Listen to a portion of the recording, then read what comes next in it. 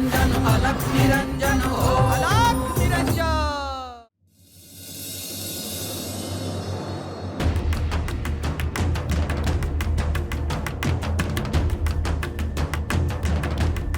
चल गोरक्ष, आपण राजवाड्यात जाऊया. ह्या वसंतोत्सवासाठी जमलेल्या इथल्या स्त्रियांना मला सांगायचे आहे की हा वसंतोत्सव असाच सुरू ठेवा. मी आणि मैनावती जरी इथे नसलो तरी हा वसंतोत्सव असाच सुरू राहू द्या. त्याचा तुम्ही आनंद घ्या.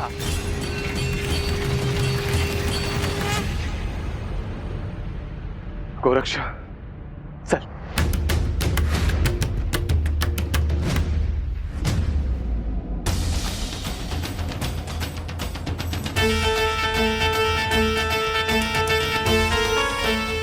आपल्याला त्यांच्या मागे जायला हवं. देवी खूप रागवलेल्या आहेत. आपल्याला त्यांच्या मागे जायलाच हवं. चल.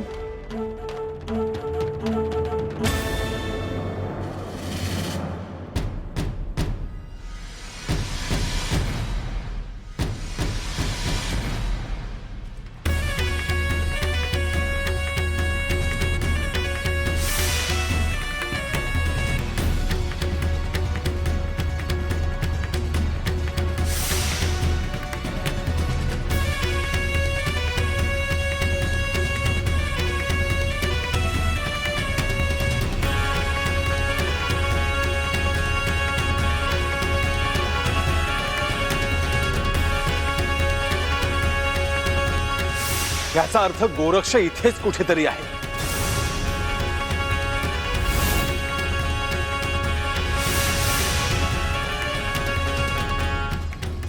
कोण आहे ही स्त्री?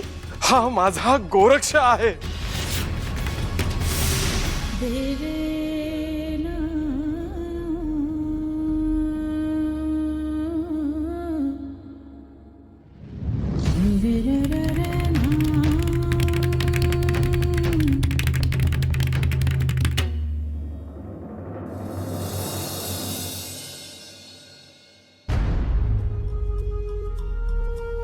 ये गोरक्ष.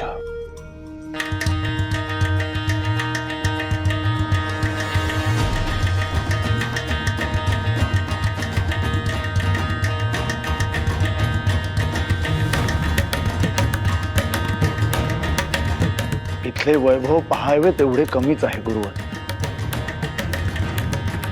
आसन ग्रहण कर. आधी तुम्ही बसावं गुरुवर. कानिफानी सांगितलं होतं तसंच आहे सगळं. तुझी त्याची भेट घडली होय, म्हणूनच मला समजलं की तुम्ही स्त्री राज्यात आहात. बरं झालं गोरक्ष तू आलास. गुरुवर, मला इथे येण्यासाठी खूप कष्ट पडले. मला असं वाटायला लागलं होतं की तुम्ही मला विसरलात की काय गुरुवर.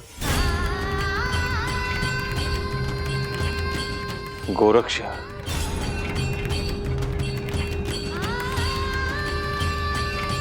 मी तुला कसे विसरेन.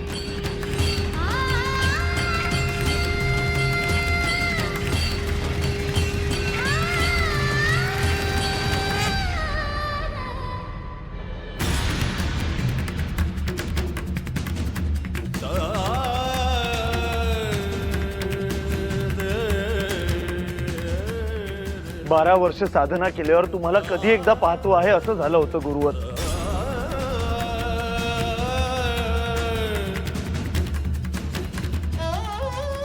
मी श्री महादेवांना विचारलं परंतु त्यांनी मला काहीच सांगितलं नाही. मी श्री दत्तगुरूंनाही विचारलं परंतु त्यांनीही काही स्पष्ट सांगितलं नाही गुरुवर. तेव्हा माझ्या काळजातली धडधड वाढली आणि मला कळून चुकलं होतं की असं काहीतरी कारण आहे जे मला कोणीच सांगत नाहीये. मी खूप प्रयत्न केले गुरुवर परंतु मला काहीच समजेना. त्यानंतर कानिफानी सगळं सांगितलं तेव्हा माझ्या पायाखालची जमीनच सरकली.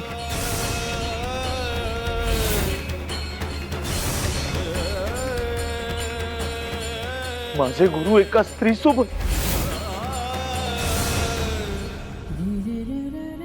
मला सहनच होईना. असं वाटत होतं की मी आगीत होरपळतोय.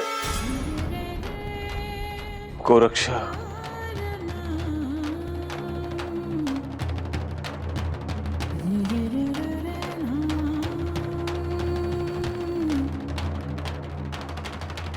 शांत हो. बैस.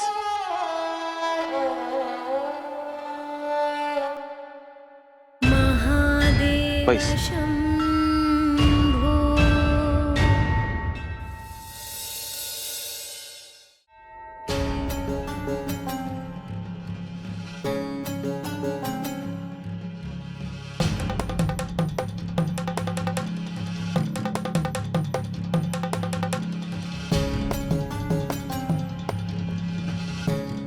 घे.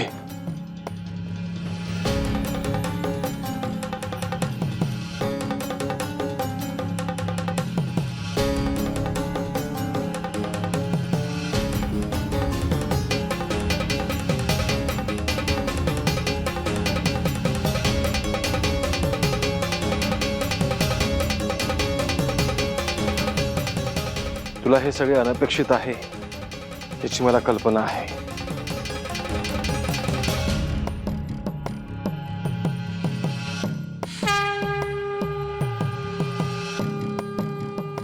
आपण ह्यावर सविस्तर बोलूयात.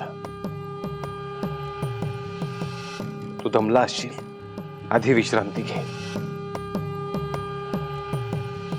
नाही गुरुवर, आता विश्रांती नाही.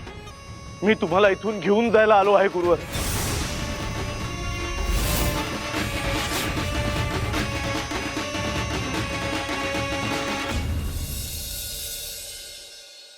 देवीन पुढे कसं जायचं हेच समजत नाहीये.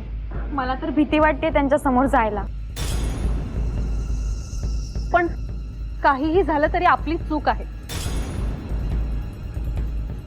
संगीत मंडळीत गोरक्षनाथ आलेच कसे, त्याला काय उत्तर आहे? पण ह्यात तुमची काहीच चूक नाहीये.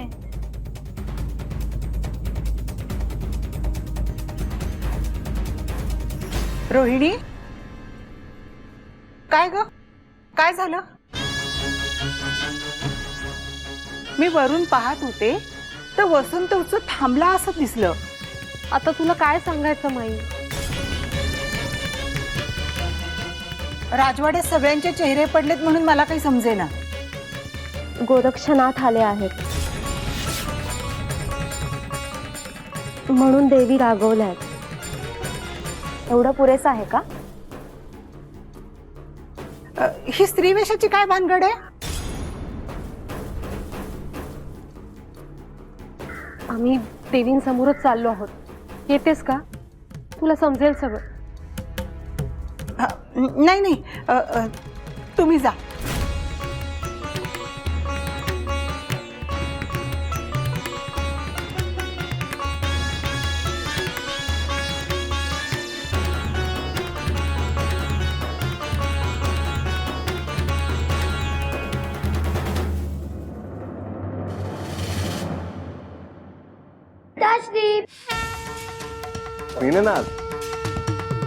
पिताश्री, तुम्ही कधी आलात?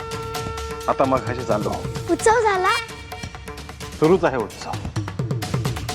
जे नवीन अतिथी आले आहेत ते हेच आहेत का? होय, त्यांच्या पाया पड आणि आशीर्वाद घे. हो. शुभम भवतु.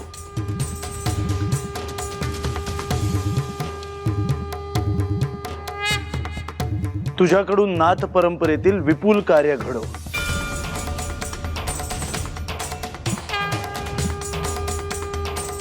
आपले नाव काय? गोरक्ष.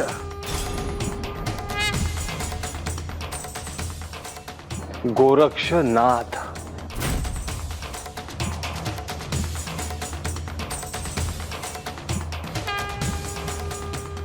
मी तुझ्या पिताश्रींचा शिष्य आहे.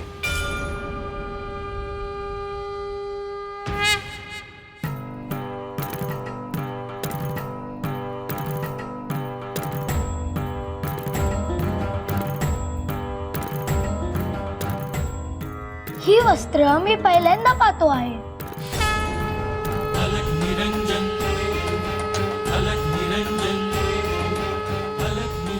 तुझे पिताश्री देखील अशीच वस्त्र परिधान करायचे.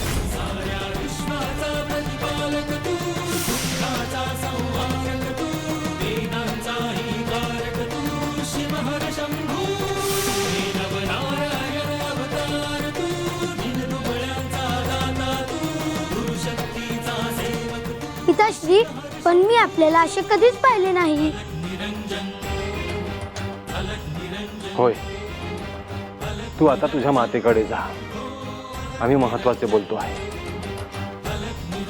बरं, जशी आज्ञा.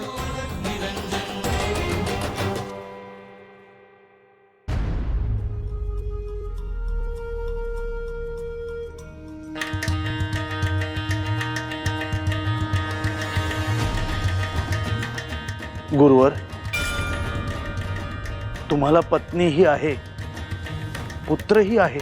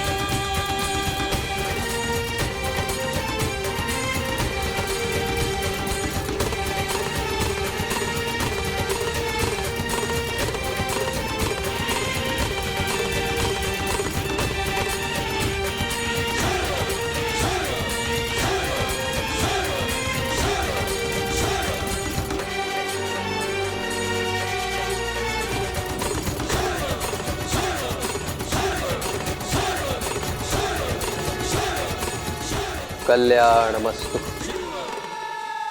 शुभम भवतु.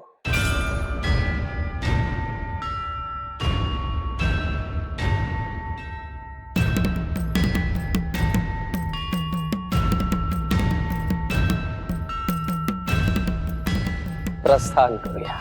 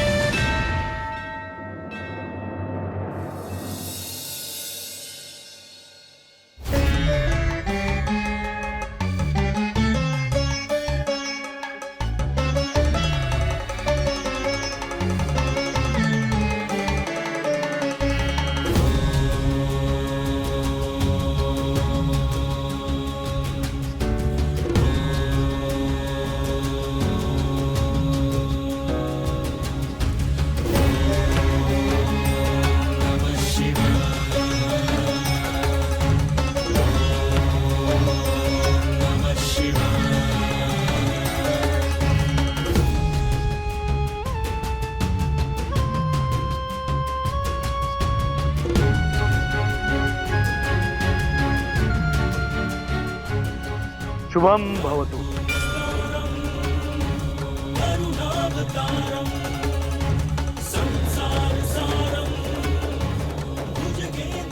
आज मी हे दुर्मिळ दृश्य पाहतो आहे.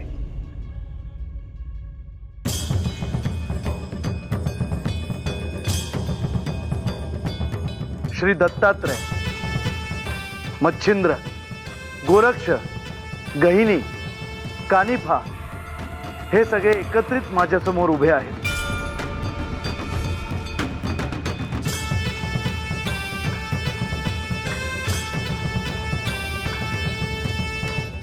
ह्यापेक्षा सुंदर दृश्य असूच शकत नाही.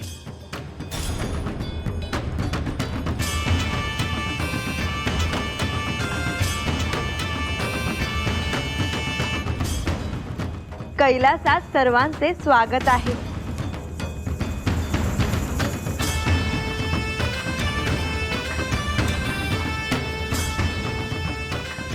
आज महाशिवरात्री.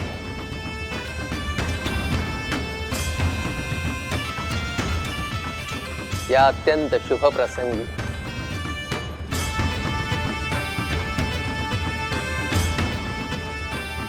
हे जगतपित्या, हे विश्वेश्वरा, आम्हा सर्वांचे तुला वंदन असो.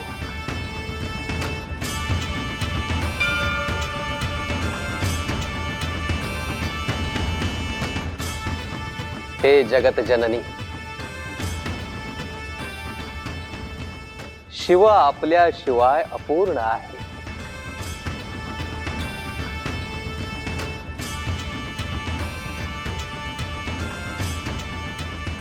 आपल्यालाही आमचे वंदन.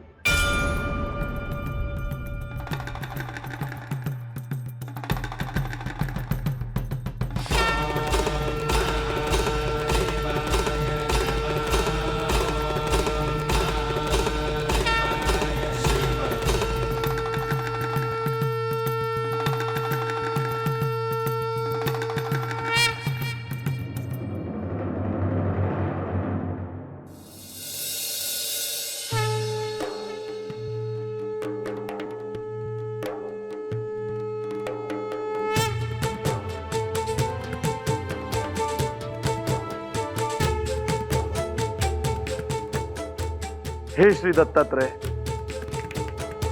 मला तुमच्याशी अत्यंत महत्वाचं असं बोलायचं आहे.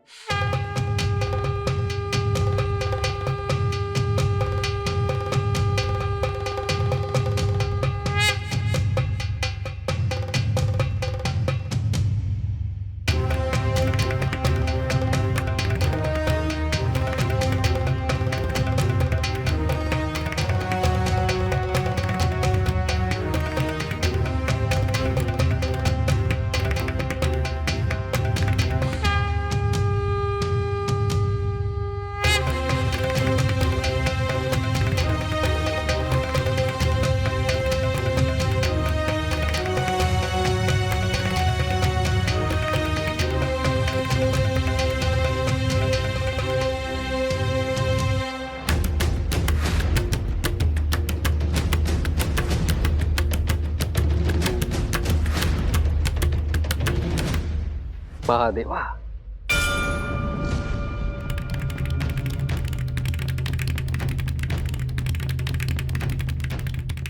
हे श्री दत्तप्रभू, मच्छिंद्र स्त्री राज्यातून बाहेर कधी येणार आहे?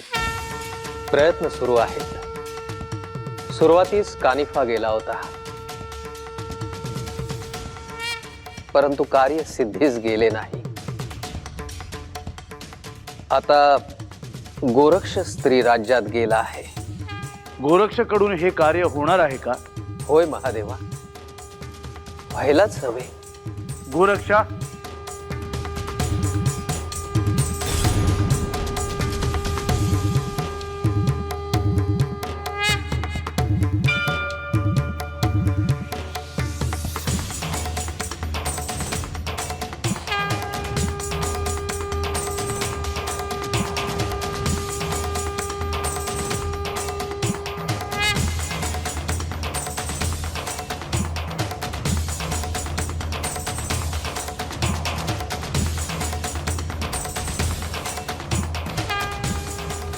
हे श्री महादेवा, काय आज्ञा आहे? मच्छिंद्र स्त्री राज्यातून बाहेर येईल यासाठी काय नियोजन आहे?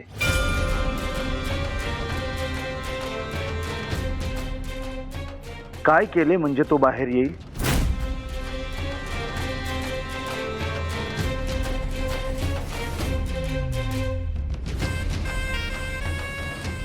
मी विचार करून ठेवला आहे. गुरुवर मीननाथांमध्ये खूप अडकलेले आहेत.